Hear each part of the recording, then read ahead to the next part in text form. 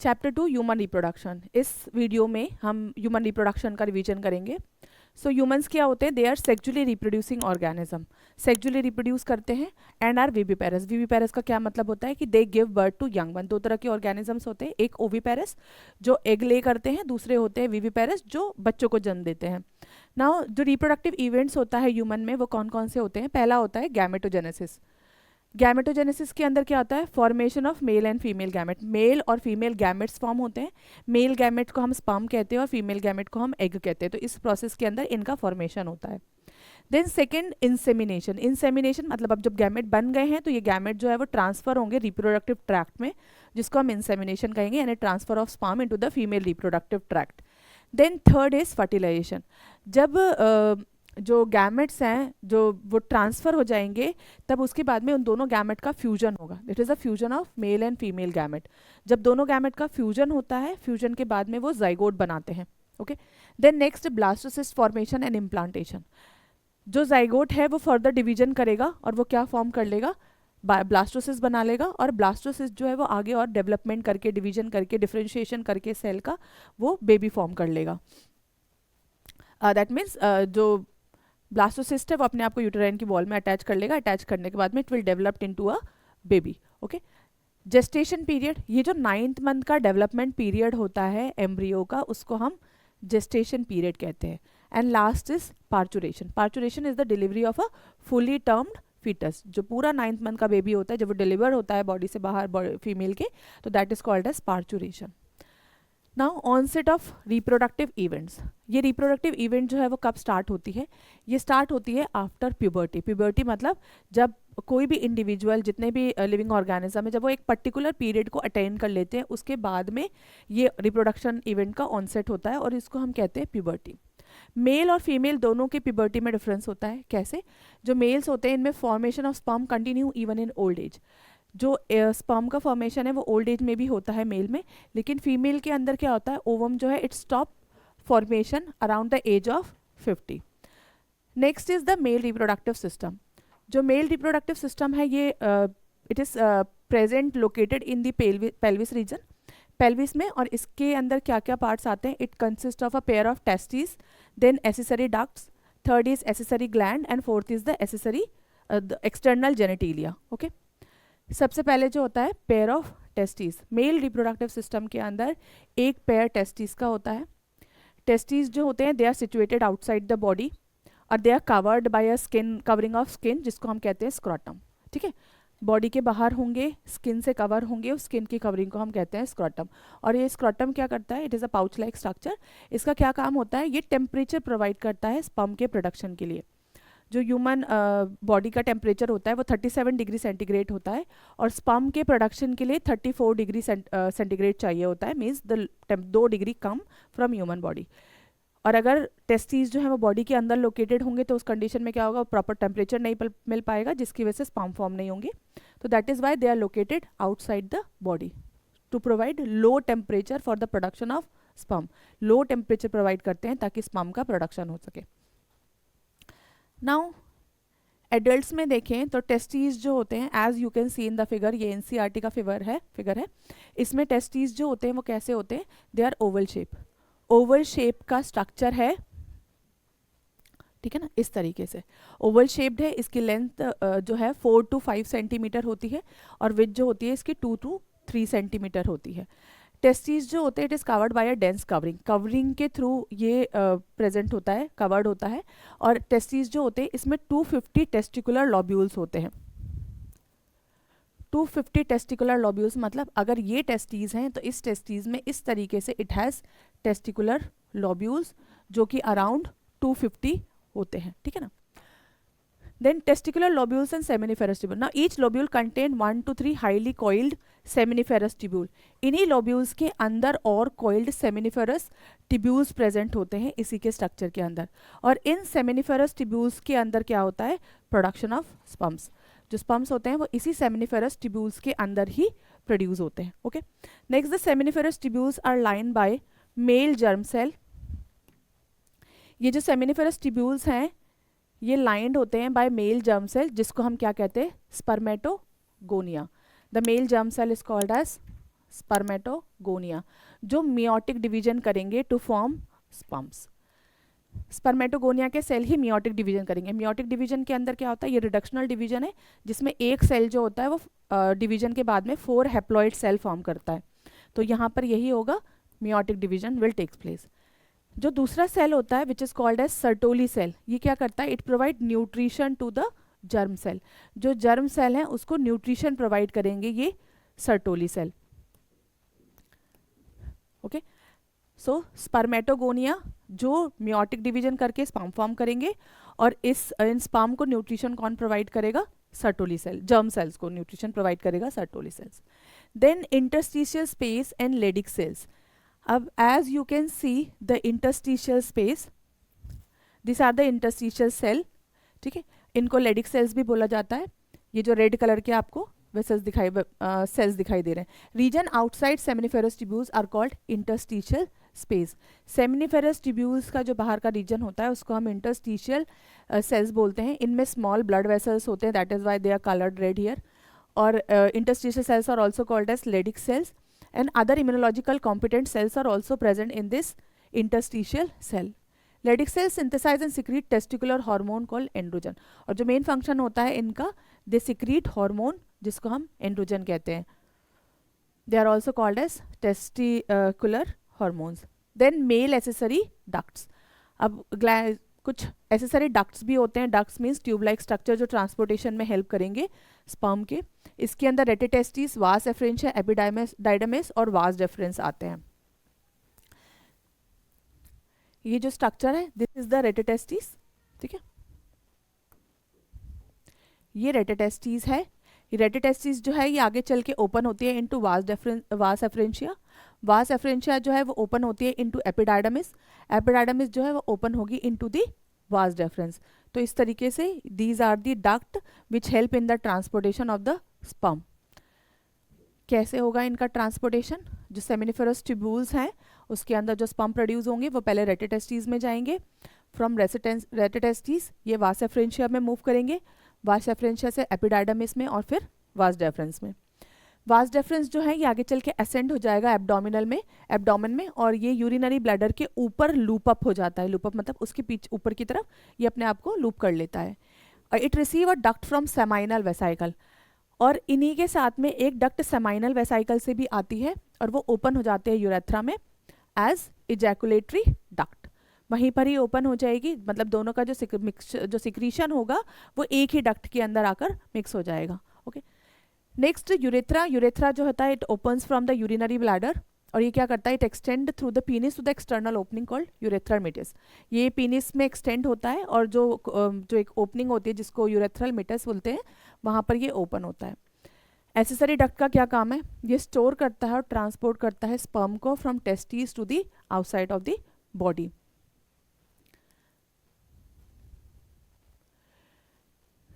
ये जो vas deferens है ये आगे चल के एक्सटेंड हो जाएगा इनटू दिस सेमाइनल वेसाइकल जो लूप अप हो जाता है इस यूरेथ्रा के ऊपर, और सेमाइनल वेसाइकल और यूरेथ्रा जो है ये ओपन अप होता है into a common duct. Okay, then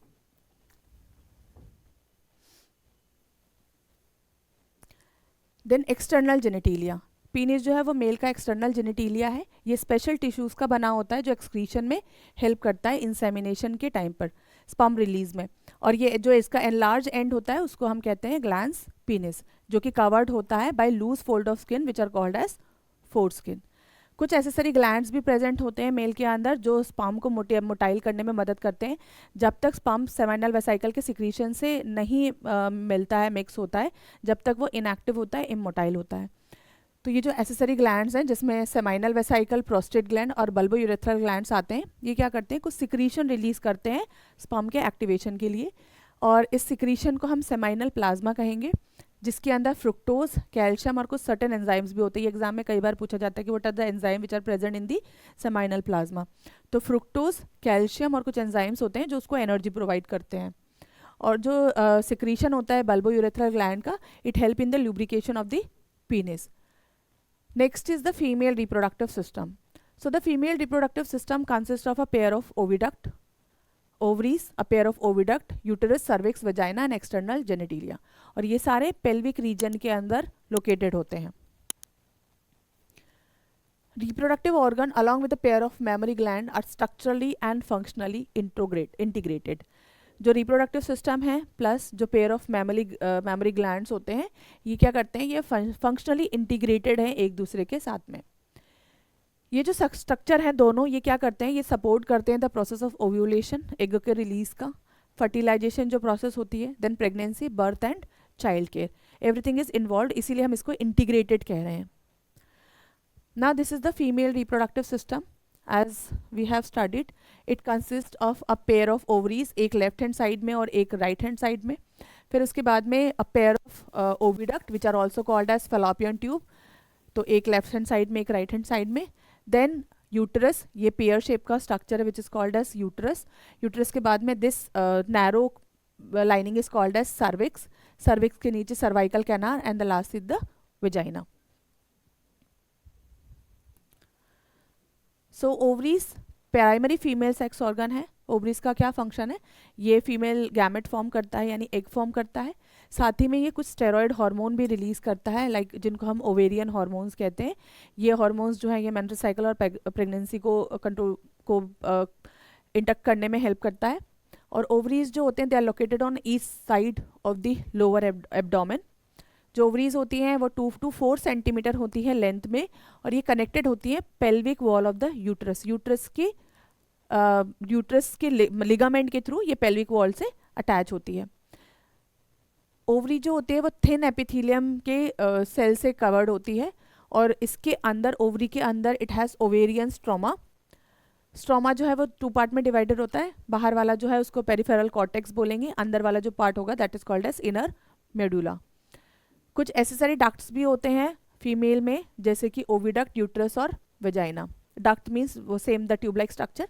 जो ओविडक्ट है जिसमें फेलोपियन ट्यूब है, यूट्रस और वेजाइना ये टुगेदर जो है तीनों मिलकर फीमेल का एसेसरी डक्ट्स फॉर्म करते हैं। सो द फेलोपियन ट्यूब जिसको हम ओविडक्ट भी कहते हैं, ये 10 to 12 सेंटीमीटर लॉन्ग होता है। पेरीफेरी ऑफ ईच ओवरी, हर ओवरी के पेरीफेरी से ये इमर्ज होता है, और ये जो है it is closer to the ovary in funnel shape. Funnel shape के स्ट्रक्चर में ये इस तरीके से, if this are the ovaries, ये इस तरीके से फिंगर लाइक स्ट्रक्चर में it is closer to the ovary, ठीक है ना, closer to the ovary in funnel shape which is called as infundibulum. ये वाला जो पोर्शन होता है जो finger like structure it is called as infundibulum. जो एज होता है infundibulum has finger like projection called as fimbriae, और ये जो फिंगर लाइक स्ट्रक्चर आपको दिखाई दे रहा है इसको हम कहेंगे fimbriae. So this is the infundibulum part and this is fimbriae. Fimbriae क्या करता है, collection of the ovum from the ovulation. जब भी कोई एग रिलीज होगा ये इस एग को कलेक्ट करती है और इनफंडिबुलम तक, ओविडक्ट तक लेकर आती है। Infundibulum lead to the wider region. अब ये जो वाइडर रीजन जो आपको दिखाई दे रहा है इसको हम कहेंगे infundibulum.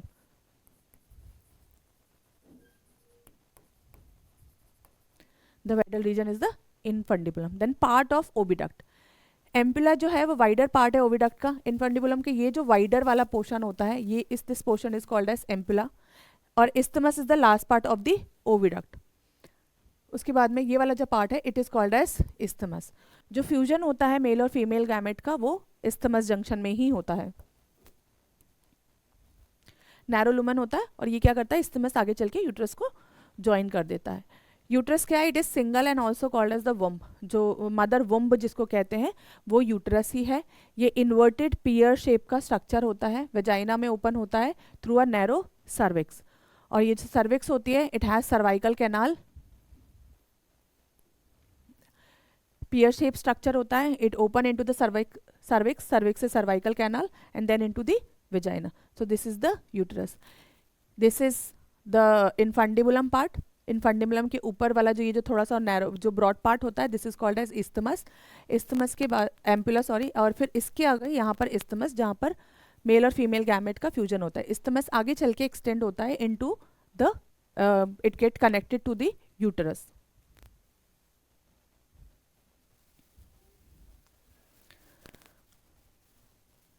Then layer of uterine wall. जो वॉल होती है यूटरस की वो 3 लेयर की बनी हुई होती है। पहली लेयर जो है it is called as perimetrium, ये आउटर थिन मेम्ब्रेनस लेयर होती है। पेरीमेट्रियम के बाद में सेकेंड लेयर जो होती है it is called as myometrium, ये मिडल थिक लेयर होती है स्मूथ मसल्स की।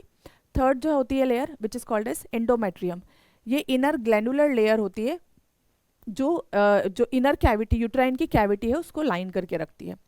Endometrium undergo cyclic change during the menstrual cycle, menstrual cycle के टाइम पर ये जो इनर वाली जो लेयर होती है जिसको हम एंडोमेट्रियम बोलते हैं ये साइक्लिक चेंज करती है, इसके अंदर चेंजेस आते हैं। और जो मायोमेट्रियम है ये स्ट्रॉन्ग कॉन्ट्रैक्शन कॉज करती है ड्यूरिंग द डिलीवरी। जो फुली टर्म फिटस होता है 9 मंथ का, उस टाइम पे जो कॉन्ट्रैक्शन होता है वो मायोमेट्रियम की वजह से होता है। और एंडोमेट्रियम क्या करती है, ये साइक्लिक चेंज आती है every month during the menstrual cycle. Then next is the female external genitalia. Female external genitalia में पहले आता है मॉन्स प्यूबिस, ये आउटर स्ट्रक्चर होता है, कुशन ऑफ फैटी टिश्यू होता है which is covered by skin and pubic hair. Then उसके अंदर का जो लेयर होता है it is called as labia majora. Fleshy folds होते हैं which extend from the mons pubis and surrounded the vaginal opening, ये कवर्ड होता है फ्रॉम मॉन्स प्यूबिस और वेजाइनल ओपनिंग जो होती है उससे सराउंडेड होता है। देन लेबिया माइनोरा, ये टिश्यू के फोल्ड्स होते हैं जो लेबिया मेजोरा के अंदर की तरफ प्रेजेंट होते हैं। हाइमेन, हाइमेन जो होता है एक मेम्ब्रेन होता है जो कवर्ड होता है थ्रू दी वेजाइनल ओपनिंग, जो वेजाइनल ओपनिंग होती है उस पर पार्शली कवर्ड होता है, पूरी तरीके से कवर नहीं होता, पार्शली कवर्ड होता है hymen.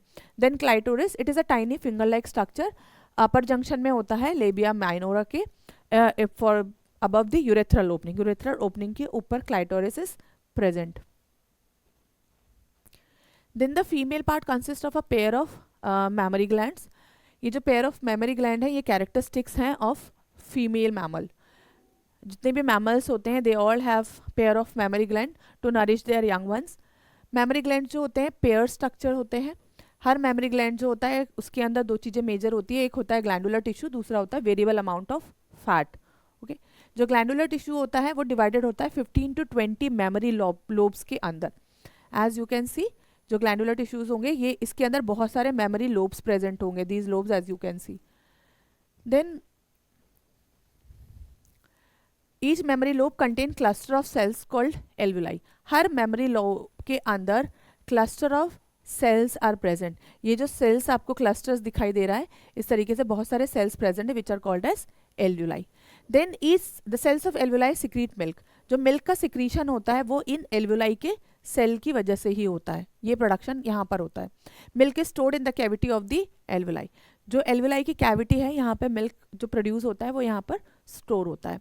Then duct system, duct system में ये जो एल्वुलाई है it opens into mammary tubules, जो एल्वुलस है this they opens into the mammary tubules, ये जो ट्यूब लाइक स्ट्रक्चर आपको दिखाई दे रहे हैं इनको हम मेमोरी ट्यूब्यूल्स बोलेंगे, तो ये ओपन होगा मेमोरी ट्यूब्यूल्स में, tubules join to form memory duct. अब ये जो ट्यूब्स हैं ये यहाँ पर आपको जहाँ पर भी इनका जॉइन हो रहे हैं ये इकट्ठे हो रहे हैं इसको हम क्या कहते हैं, डक्ट। तो ट्यूब्यूल्स जो है द ट्यूब्यूल्स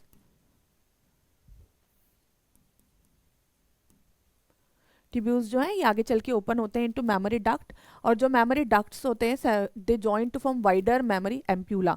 ये डक्ट, ये जो वाइडर आपको स्ट्रक्चर दिखाई दे रहा है ये देखो कितना वाइड स्ट्रक्चर है, ये जो वाइडर स्ट्रक्चर है this is called as ampulla.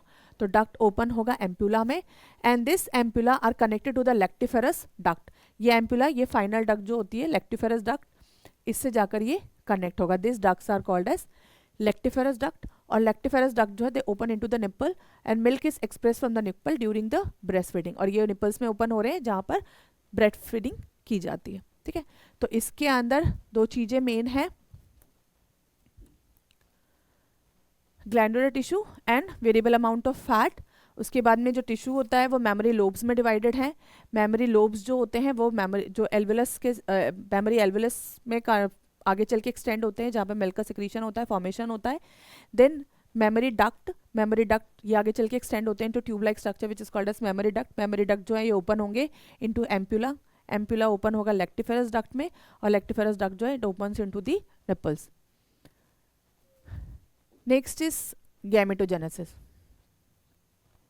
Gametogenesis जैसे कि इसका नाम है gametogenesis, genesis means formation and किस चीज़ का फॉर्मेशन हो रहा है, गैमेट का, तो इसको कहते हैं हम gametogenesis means the formation of gamete which is the primary sex organ. Male के अंदर जो प्राइमरी सेक्स ऑर्गन है उसको हम टेस्टीज बोलते हैं, फीमेल के में हम ओवरीज बोलते हैं। ये दोनों ऑर्गन्स जो हैं they produce gamete, Male gamete is called as sperm and the female gamete is called as egg, and this process is called as gametogenesis. सबसे पहले मेल गैमेट यानी formation of sperm, this process is called as spermatogenesis. Spermatogenesis में testes में जो immature mail germ cell हैं उनको हम कहते हैं स्पर्मेटोगोनिया. स्पर्मेटोगोनिया क्या है? ये इमेच्योर सेल्स हैं जिसको हम कहेंगे स्पर्मेटोगोनिया. ये स्पर्मेटोजेनेसिस से प्रोड्यूस होते हैं, ठीक है ना. प्रोड्यूस स्पर्म बाय स्पर्मेटोजेनेसिस से ये आगे चल के स्पर्म बनाएंगे. तो जो हमारे immature cell है उसको हम कहेंगे spermatogonia. This spermatogonia form sperm by the process of spermatogenesis. Spermatogenesis begin होता है at the age of puberty. जो प्यूबर्टी की एज होती है, जो 12 to 14 ईयर के बीच की जो एज होती है, उसी टाइम पे ये प्रोसेस स्टार्ट हो जाती है. Spermatogonia are present on the inner wall of seminiferous tubules. हमने सेमिनिफेरस ट्यूब्यूल्स जो देखे थे, टेस्टीज जो थे इसके अंदर इस तरीके से ट्यूब्यूल्स थे which are called as seminiferous tubules. उसके इनर वॉल में ये स्पर्मेटोगोनिया के सेल्स होते हैं. ये मल्टीप्लाई करते हैं माइटोटिक डिवीजन में और अपने नंबर्स में इंक्रीज हो जाते हैं. हर स्पर्मेटोगोनिया जो होता है ये कैसा होता है? डिप्लॉइड सेल होता है. So this are the cell of spermatogonia. ये सेल कैसे हैं? डिप्लॉइड है, यानी इनमें जो क्रोमोसोम का नंबर है वो 2 है and contain 46 chromosome. Then next of spermatocyte and spermatid. अब स्पर्मेटोसाइड कैसे बनेंगे स्पर्मेटोगोनिया से? जो स्पर्मेटोगोनिया है जिनको हम प्राइमरी स्पर्मेटोसाइड्स भी कहेंगे, ये अंडरगो मियोसिस करेंगे और आफ्टर दिस स्पर्मेटोगोनिया ये इनको हम प्राइमरी स्पर्मेटोसाइट कहेंगे. ये क्या करेंगे? ये मियोसिस करेंगे. ईच प्राइमरी स्पर्मेटोसाइट पहला मियोटिक डिवीजन कंप्लीट करेंगे जिसको हम रिडक्शन डिवीजन करेंगे और क्या करेंगे? 2 इक्वल हैप्लॉइड सेकेंडरी स्पर्मेटोसाइट्स बनाएंगे. They form 2 equal haploid secondary spermatocyte जिसके अंदर 23 क्रोमोसोम्स होंगे. ये सेकेंडरी स्पर्मेटोसाइट्स फिर सेकेंड मियोटिक डिवीजन करेंगे और फिर ये फॉर्म करेंगे 4 हैप्लॉइड स्पर्मेटिड्स. ये प्रोसेस है स्पर्मेटोगोनिया. स्पर्मेटोगोनिया क्या करेंगे? माइटोसिस करेंगे क्योंकि ये डिप्लॉइड है. माइटोसिस करके ये प्राइमरी स्पर्मेटोसाइट्स बनाएंगे. प्राइमरी स्पर्मेटोसाइट के बाद में इनमें फर्स्ट मियोटिक डिवीजन होगा और ये क्या बनाएंगे? Secondary spermatocyte. सेकेंडरी स्पर्मेटोसाइट में सेकेंड मियोटिक डिवीजन होगा और ये फॉर्म करेंगे स्पर्मेटिड. स्पर्मेटोसाइट जो है वो डिफरेंशिएट कर जाएंगे इनटू स्पर्मेटोजोआ और स्पर्म्स में. Spermiogenesis and spermiation. स्पर्मेटिड जो है वो ट्रांसफॉर्म हो जाते हैं स्पर्मेटोजोआ में यानी स्पर्म्स में बाय स्पर्मियोजेनेसिस. स्पर्मियोजेनेसिस के बाद में क्या होगा? जो स्पर्म है वो अपना हेड एम्बेड कर लेता है सर्टोली सेल में और वो वहाँ से क्या करता है? न्यूट्रिशन लेता है और ये रिलीज हो जाता है from the seminiferous tubule by spermiation. तो स्पर्मिएशन क्या है? ये release of sperm from the seminiferous tubules. कुछ हार्मोनल कंट्रोल्स भी यूज, हार्मोन्स जो होते हैं वो भी इन्वॉल्व होते हैं स्पर्मेटोजेनेसिस में. और ये जो है स्पर्मेटोजेनेसिस जो है प्यूबर्टी के टाइम पे स्टार्ट हो जाता है due to increase secretion of gonadotropin releasing hormone. इस हार्मोन का सिक्रेशन बहुत ज़्यादा एक्सेस में होता है तो प्यूबर्टी के टाइम पर ही स्पर्मेटोजेनेसिस स्टार्ट हो जाता है.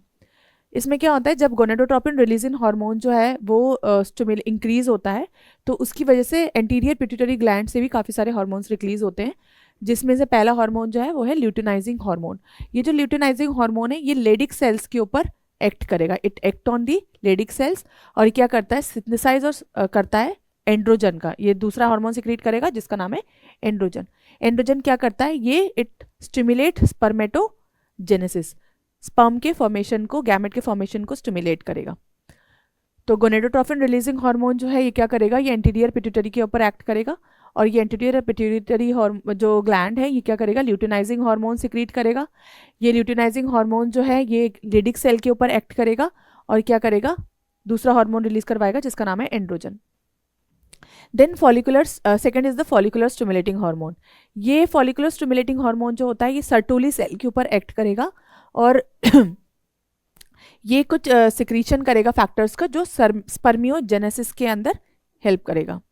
अब हम स्ट्रक्चर ऑफ स्पर्म देखें तो जो स्पर्म है ये 3 पार्ट में डिवाइडेड है. पहला होता है हेड, दूसरा नेक और तीसरा होता है टेल.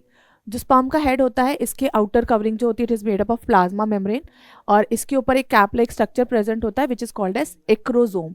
ये जो एक्रोजोम्स होता है इसके अंदर एंजाइम्स होते हैं जो कि इसको एंटर करने में हेल्प करता है. एग के अंदर ओवम की जो आउटर लेयर होती है जोना पेलोसिडा उसके अंदर एंटर करने में ये इसको हेल्प कर देगा. Then the middle piece head elongated haploid nucleus होती है. एंटीरियर जो पोर्शन होता है हेड का, उस पर कैप लाइक स्ट्रक्चर होता है which is called as acrosome. Acrosome में एंजाइम होता है जो फर्टिलाइजेशन ऑफ ओवम में हेल्प करता है। देन मिडल पीस के अंदर बहुत सारे नंबर ऑफ माइटोकॉन्ड्रिया प्रेजेंट होते हैं, और जैसे कि आपको पता है mitochondria power house of the cell है, तो एनर्जी प्रोवाइड करेंगे यहाँ पर, और स्पर्म को मोटिलिटी हेल्प करने के लिए मदद करते हैं, मोटाइल बनाते हैं स्पर्म को एनर्जी प्रोवाइड करके। Transportation and maturation of sperm. अब जो स्पर्म मैच्योर स्पर्म है उनका ट्रांसपोर्टेशन कैसे होगा? स्पर्म जो है वो सेमिनिफेरस ट्यूब्यूल से रिलीज हो जाएंगे और कहाँ आ जाएंगे? एक्सेसरी डक्ट में। एक्सेसरी डक्ट में जो epididymis, vas deferens, seminal vesicle, prostate, ये सब क्या करते हैं? उसको मैच्योरेशन में और मूवमेंट में हेल्प करते हैं। जो सेमाइनल प्लाज्मा है अलॉन्ग विद द स्पर्म, उसको हम क्या कहते हैं? सीमेन। सेमाइनल प्लाज्मा में हमने पहले भी पढ़ा था, फ्रुक्टोज होता है, कैल्शियम होता है और कुछ एंजाइम्स प्रेजेंट होते हैं। मेल सेक्स एसेसरी डक्ट है उसका क्या काम है? टेस्टिकुलर हार्मोन को मेंटेन करके रखना। Next is oogenesis। oogenesis is the formation of mature female gamete, जिसको अब इसमें क्या होता है? फीमेल के अंदर oogenesis का भी इनिशिएट होता है। It begins during the embryonic development stage, यानी जब फीमेल मदर के वुम में ही होती है, एम्ब्रियोनिक स्टेज में ही होती है, तभी जो oogenesis है वो स्टार्ट हो जाता है। फिर क्या होता है? Couple of million oogonia are formed in each female fetal ovary. जब फीमेल फीटल स्टेज में होती है, मतलब जब उसका बर्थ नहीं हुआ है, बॉर्न होने से पहले ही, तभी उसके अंदर बहुत सारे ओगोनियास फॉर्म हो जाते हैं, जो इमेच्योर एग जिसको हम कह सकते हैं वो फॉर्म हो जाते हैं। बर्थ के बाद में कोई न्यू ओगोनिया जो है उसमें ऐड नहीं होता है, जितने भी बनने होते हैं वो जन्म के पहले ही बन जाते हैं। प्राइमरी oocytes और फॉलाइकल्स में ओगोनिया जो है ये start division and enter prophase 1 of meiosis. Fetal stage में ओगोनिया बन जाते हैं। ओगोनिया बनने के बाद में ये अरेस्ट हो जाते हैं at the prophase 1 of meiosis. Meiosis के प्रोफेज 1 में ही ये अरेस्ट हो जाते हैं। और देखिए and this is called as primary oocyte। ये इंपॉर्टेंट क्वेश्चन है, एग्जाम में पूछा जाता है, तो आपको पता होना चाहिए कि जो ओगोनिया है ये जब फीटल स्टेज में होती है गर्ल, उसी टाइम पे फॉर्म हो जाते हैं। After that no more eggs are added, और ये जो ओगोनिया है ये अरेस्ट हो जाता है प्रोफेज 1 ऑफ माइटोसिस में, जिसको हम कहते हैं प्राइमरी oocyte। अब ये जो प्राइमरी oocytes हैं ये सराउंड होते हैं by granulosa cells which is called as primary follicle. बाद में प्यूबर्टी के टाइम पर इस oocyte के ऊपर ग्रैनुलोसा सेल की कवरिंग लेयर्स आ जाती है, जिसको हम प्राइमरी फॉलाइकल कहेंगे। फिर कई follicle degenerate from the birth to puberty. जन्म के बाद में बहुत सारे सेल्स जो होते हैं वो डीजनरेट हो जाते हैं बर्थ से प्यूबर्टी के बीच में। सिर्फ 60 to 80,000 सेल्स जो है वो रह जाते हैं प्यूबर्टी के बाद में, जो कि आगे चल के डेवलप होते हैं इनटू मैच्योर एग। अब सेकेंडरी एंड टर्शरी फॉलाइकल। अभी तक हमने सिर्फ प्राइमरी फॉलाइकल के बारे में पढ़ा था। तो प्राइमरी फॉलाइकल जो है दे आर सराउंडेड बाय और ज़्यादा ग्रेनुलोसा की लेयर आती है इनके ऊपर, as you can see in the structure. ये प्राइमरी फॉलाइकल है। अब जब इनके ऊपर और लेयर आ जाएगी ग्रेनुलोसा की, तो वो सेकेंडरी फॉलाइकल फॉर्म कर लेंगे, और जब इसके ऊपर और लेयर आ जाती है तब वो फॉर्म कर लेंगे टर्शरी फॉलाइकल। अब जो टर्शरी फॉलाइकल है उसके अंदर फ्लूइड फिल्ड कैविटी होती है which is called as antrum. ये जो कैविटी दिखाई दे रही है इसको हम एंट्रम कहेंगे। और theca is organize into theca internal and theca external. और इसकी जो थेका है वो दो पार्ट में डिवाइड हो जाएगी, इंटरनल अंदर वाली जो थेका है और एक्सटर्नल आउटर थेका में। आफ्टर दैट ये जो टर्शरी फॉलाइकल है, टर्शरी फॉलिकुलर स्टेज जो होता है, इसमें जो प्राइमरी oocytes अपना फर्स्ट मियोटिक डिवीजन कंप्लीट करेगी। इसमें क्या होता है? अनइक्वल डिवीजन होता है इस तरीके से। ओगोनिया, ये माइटोसिस का ओगोनिया जो था वो बर्थ के पहले ही फीटल लाइफ में ही प्राइमरी oocyte बना लिया था, अरेस्ट हो गया था यहाँ पर।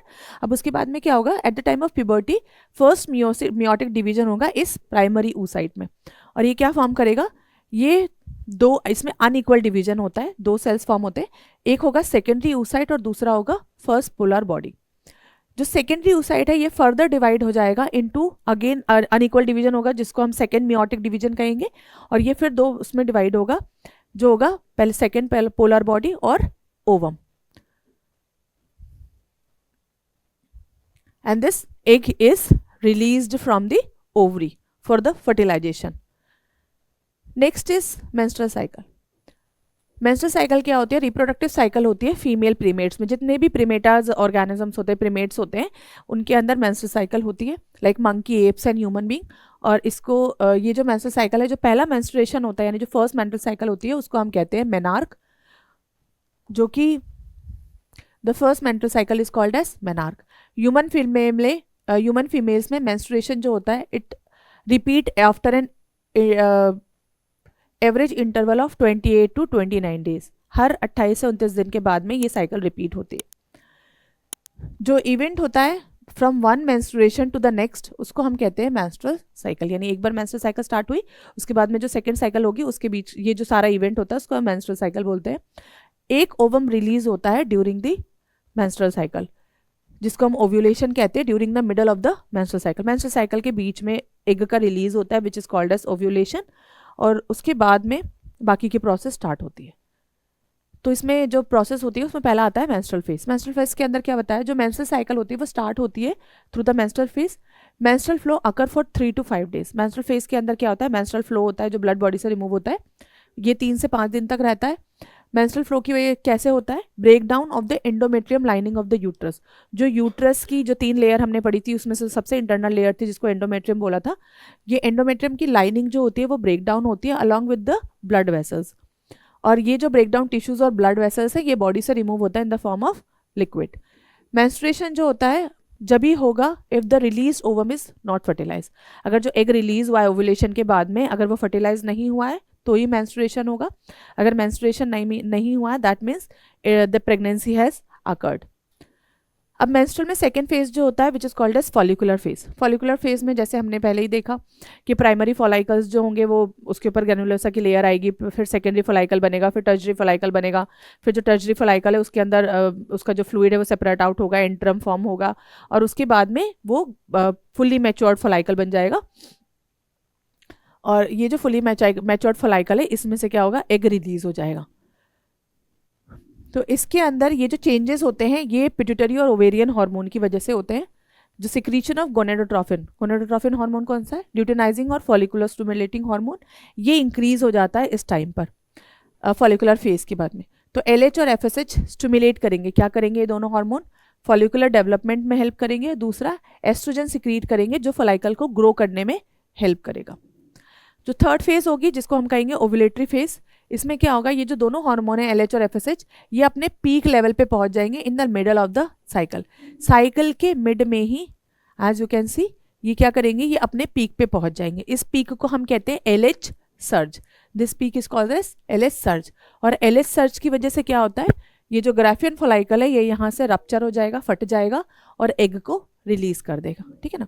तो पिट्यूटरी हार्मोन में LH और FSH आते हैं.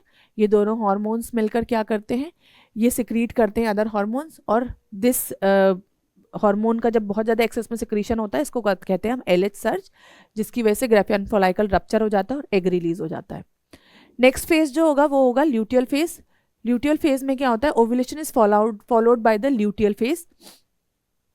इसमें जो ग्राफियन फॉलाइकल का जो बाकी का जो पार्ट बचा हुआ है वो ट्रांसफॉर्म हो जाएगा इनटू कार्पस ल्यूटियम. ओके. और जो कार्पस ल्यूटियम है उसमें बहुत ज़्यादा अमाउंट में प्रोजेस्ट्रॉन सिक्रीट करेगा और ये प्रोजेस्ट्रॉन क्या करता है, ये एंडोमेट्रियम की लाइनिंग को मेंटेन करने में हेल्प करता है. तो ये इसलिए एंडोमेट्रियम, क्योंकि implantation of fertilized egg and other event of pregnancy, ये काम है एंडोमेट्रियम का. तो यहाँ पे फिगर बनी हुई है, menstruation, follicular phase, then we have the luteal phase. Okay. In absence of fertilization, अब अगर फर्टिलाइजेशन नहीं हुआ तो क्या होगा, कॉर्पस ल्यूटियम जो है वो डीजनरेट हो जाएगा, एंडोमेट्रियम डिसइंटीग्रेट होगी, मेंस्ट्रुएशन अकर होगा, marking the start of a new cycle, और नई साइकिल जो है वो डेवलप हो जाएगी. Then next is menstruation, pregnancy and menopause. अब ड्यूरिंग प्रेगनेंसी जो मेंस्ट्रुअल साइकिल जो होती है ये स्टॉप हो जाती है and the menstruation does not occur. पूरी प्रेगनेंसी के टाइम पर मेंस्ट्रुएशन नहीं होता है, मेंस्ट्रुअल साइकिल स्टॉप हो जाती है. फीमेल में मेंस्ट्रुअल साइकिल जो होता है वो 50 ईयर्स ऑफ एज में सीज हो जाती है, यानी बंद हो जाती है, और ये जो प्रोसेस होती है इसको हम कहते हैं menopause. Fertilization and implantation during copulation, यानी कोइटस के टाइम पे क्या होता है, सीमेन जो है वो फीमेल बॉडी के अंदर रिलीज कर दिया जाता है. इस प्रोसेस को हम कहते हैं इंसेमिनेशन. अब इस टाइम पे जो मोटाइल स्पर्म है वो रैपिडली स्विम करेगा सर्विक्स से होता हुआ यूट्रस, और यूट्रस से होता हुआ एम्पली रीजन के अंदर पहुंचेगा. यहाँ से from the vagina it will move to the cervix, from cervix ये इस इस्थमस एम्पुला ये जो इस्थमस एम्पलरी जंक्शन है, ये वाला जो जंक्शन है, यहाँ तक ये मूव करके आएगा, ट्रैवल करता हुआ। Then the ovum release by the ovary. अब यहाँ से स्पर्म एंटर करेगा, जो ओवरी जो रिलीज होकर ऑलरेडी वहाँ पर है, ठीक है, वो फर्टिलाइज होगी बाय दी स्पर्म। फर्टिलाइजेशन के कुछ कंडीशंस होते हैं। कंडीशंस के अंदर can only occur if the ovum and sperm reach the ampullary region simultaneously, यानी अगर एग भी वहाँ पर प्रेजेंट है उसी टाइम पर अगर स्पर्म रीच करता है तभी फर्टिलाइजेशन होगा, देयरफॉर कोई fertilization will not take place. Fertilization की प्रोसेस में फ्यूजन होगा मेल और स्पर्म और ओवम का।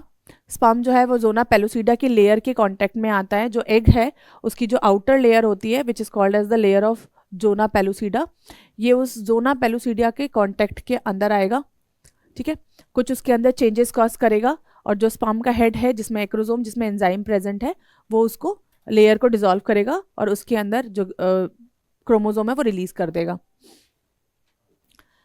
देन एंट्रियोस्पर्म induce completion of meiotic division. जब स्पर्म एग के अंदर एंटर कर जाएगा तब मियोटिक डिवीजन होगा सेकेंडरी oocyte का, यानी जो सेकेंडरी oocyte था अब वो डिवाइड करेगा यहाँ पर। तो सेकेंड मियोटिक डिवीजन होगा वो कि अनइक्वल होगा, तो वो क्या बनाएगा, एक सेकेंड पोलर बॉडी बनाएगा और दूसरा क्या बनाएगा, it will form a haploid ovum. Then zygote formation. Soon after the haploid nucleus of the sperm and the haploid nucleus of the ovum fuse. जैसे ही जो न्यूक्लियस ऑफ एग है और जो न्यूक्लियस ऑफ स्पर्म है दोनों आपस में fuse होंगे, वैसे ही क्या होगा, जाइगोट फॉर्म हो जाएगा। और वो जो जाइगोट होगा वो कैसे होगा, डिप्लॉयड होगा, क्योंकि जो स्पर्म है उसका जो न्यूक्लियस था वो भी हैप्लॉइड है और जो एग है उसका न्यूक्लियस जो था वो भी हैप्लॉइड है। जब हैप्लॉइड आपस में कंबाइन होंगे तो क्या फॉर्म करेंगे, वो डिप्लॉइड जाइगोट फॉर्म करेंगे। अब ये जो जाइगोट है इसके अंदर क्या है, 46 क्रोमोसोम। डिटर्मिनेशन कैसे होगा बेबी के सेक्स का, the sex of the baby is decide by the time of fertilization के टाइम पे डिसाइड हो जाएगा। ह्यूमन फीमेल जो होते हैं उसका XX क्रोमोसोम होता है, जबकि वाइल द मेल में XY क्रोमोसोम होता है। तो during fertilization all female gamete X chromosome and the male gamete they carry Y chromosome. तो फर्टिलाइजेशन के वक्त में फ्यूजन किस तरीके से हुआ है उसके ऊपर डिपेंड करेगा। तो 50% chances of having male child and they have 50% chances of having female child, ठीक है।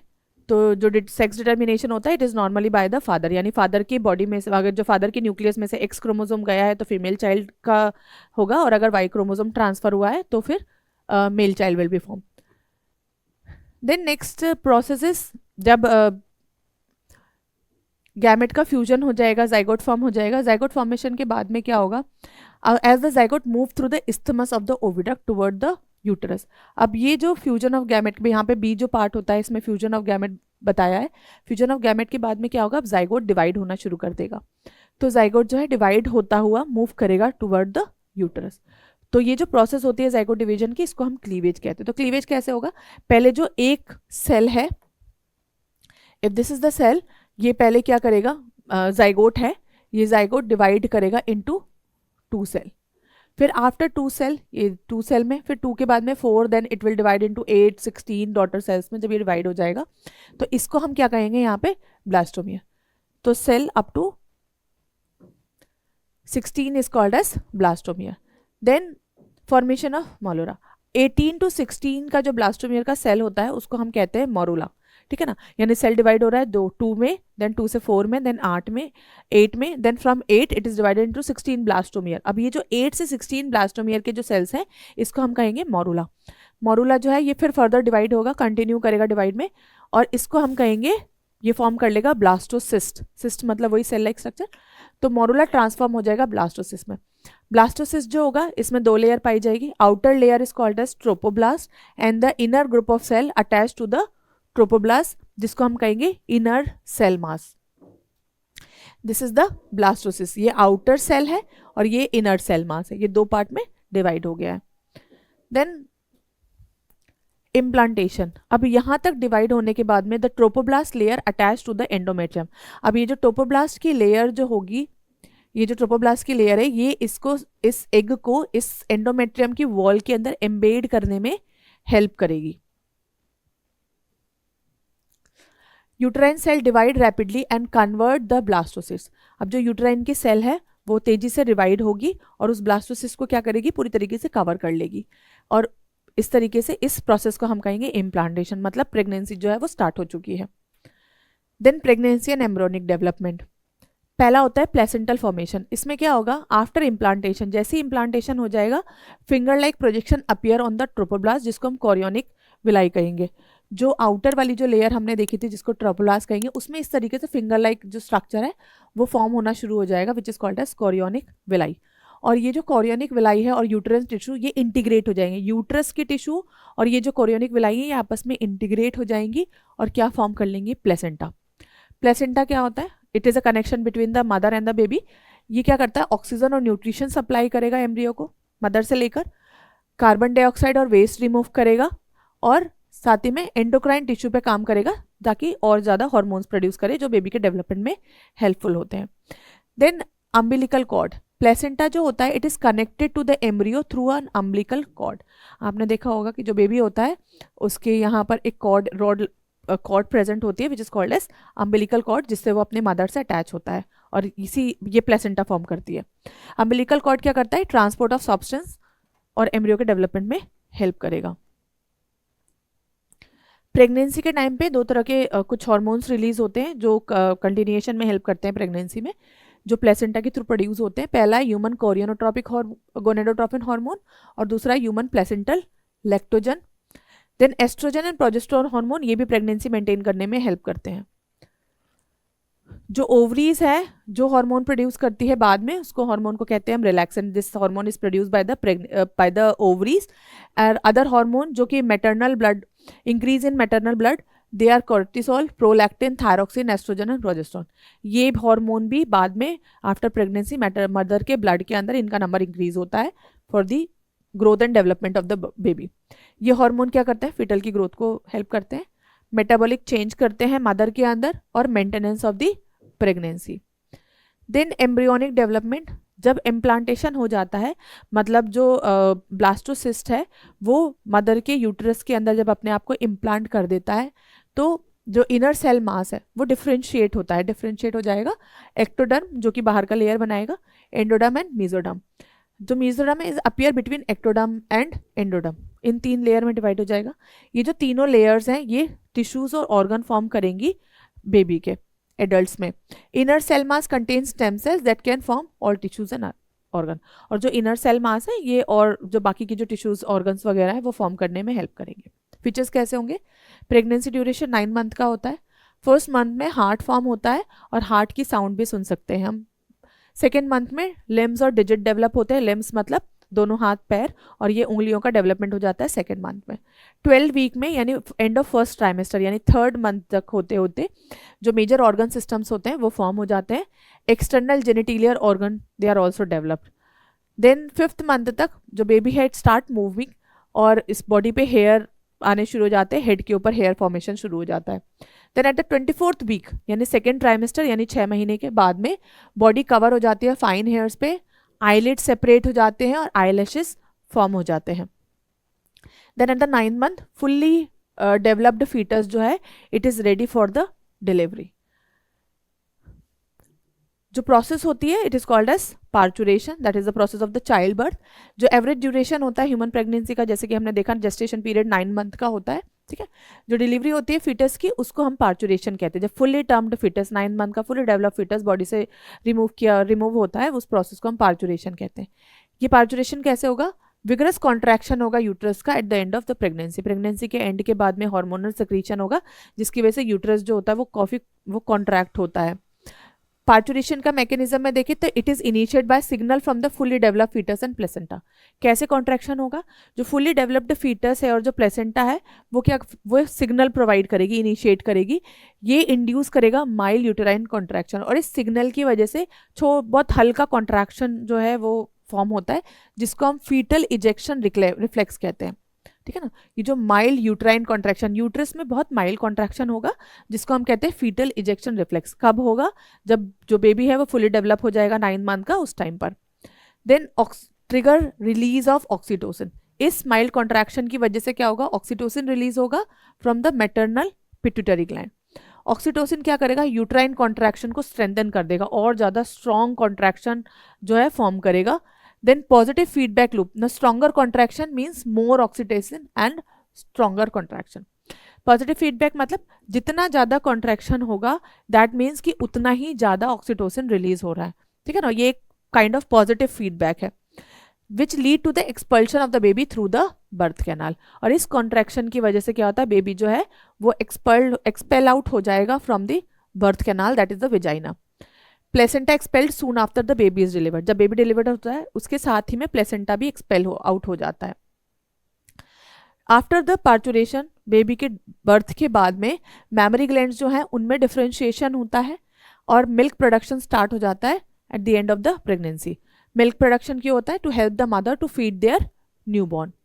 मिल्क में कोलेस्ट्रॉम जो है ये जो आफ्टर प्रेगनेंसी के जो डिलीवरी के इनिशियल डेज में, मतलब बेबी के डिलीवर होने के बाद में जो इनिशियल डेज में, स्टार्टिंग डेज में जो प्रोड्यूस होता है मिल्क, उसको हम कोलेस्ट्रॉम कहते हैं।